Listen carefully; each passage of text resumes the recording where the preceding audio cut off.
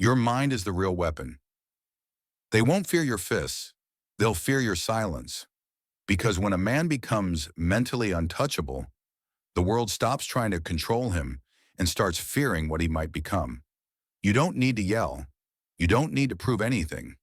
You just need to think in ways they've never dared to. That's the kind of mind we're building today.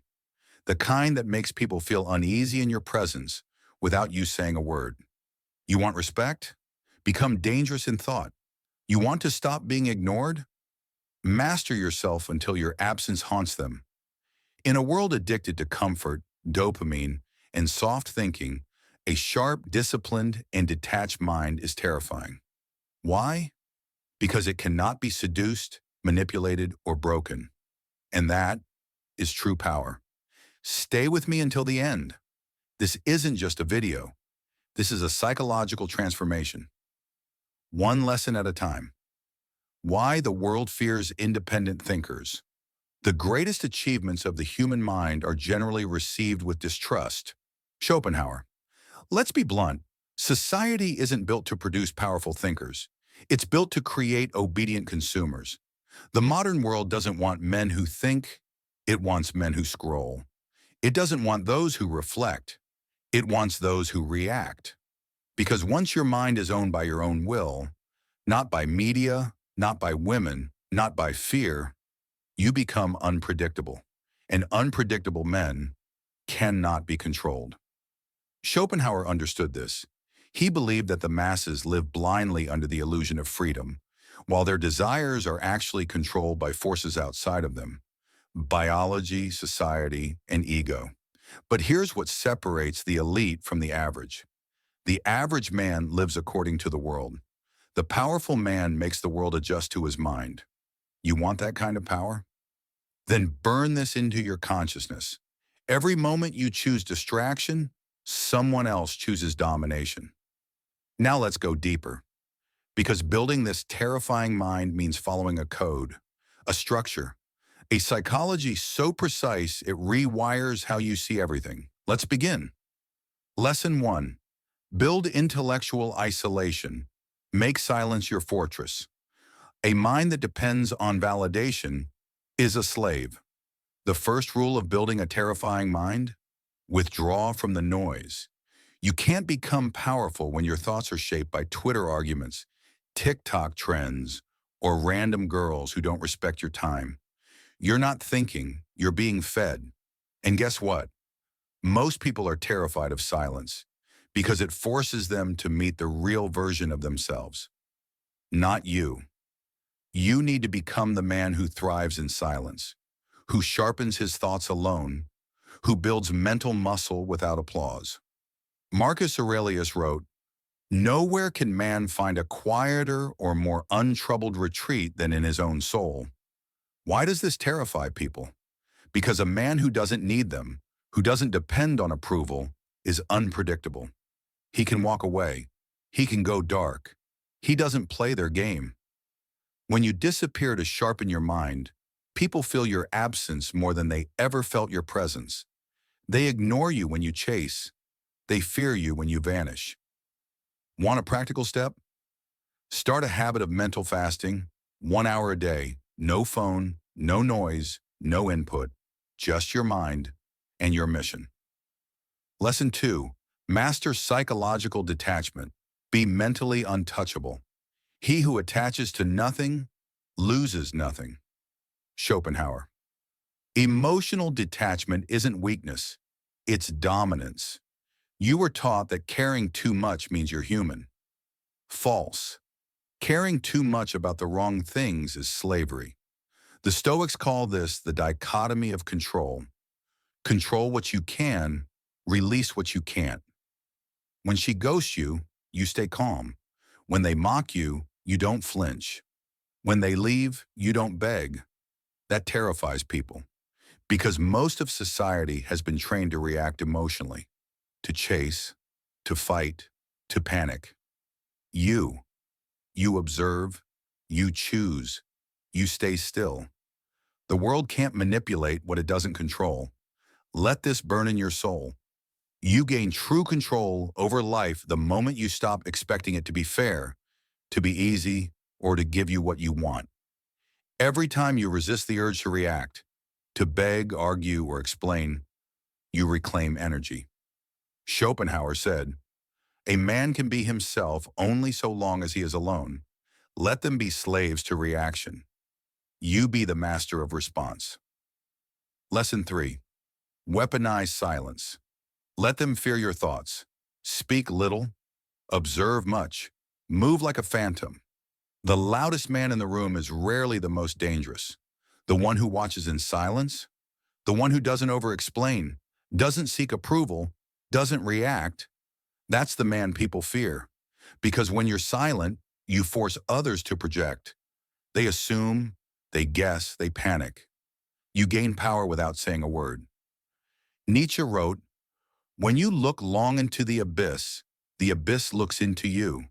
Let your mind become that abyss, deep, unreadable, magnetic."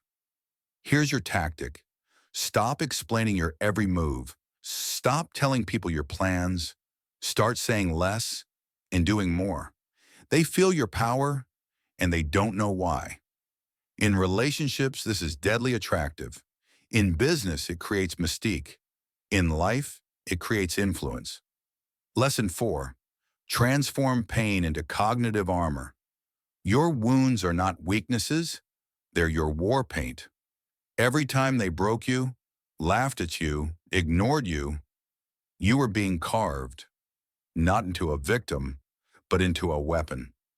Schopenhauer believed pain was essential to the formation of will. Marcus Aurelius believed suffering refines character. So what do? We use pain as information. We extract strength from what crushed others. You were underestimated because you were hurting. Now they'll regret it. Use your scars to build discipline. Use your losses to become calculated. Use your betrayals to learn detachment. Turn your heartbreak into hunger. Turn your silence into a sermon. Let them laugh now. They won't when they see what that pain created. Lesson 5. Destroy weak inputs. Rewire the circuit.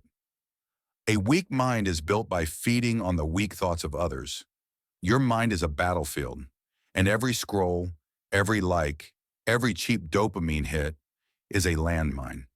You think that endless stream of reels, softcore porn, gossip, mindless debates isn't hurting you? It's killing you slowly. Schopenhauer called the majority the vulgar crowd and warned that their opinions would infect the strong unless kept at bay.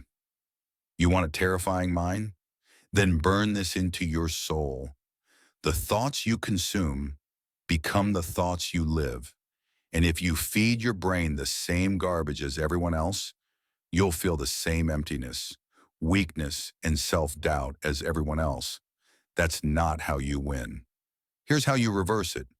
Unfollow anything that doesn't sharpen you. Replace 1 hour of screen time with a dense book. Schopenhauer, Nietzsche, Marcus Aurelius.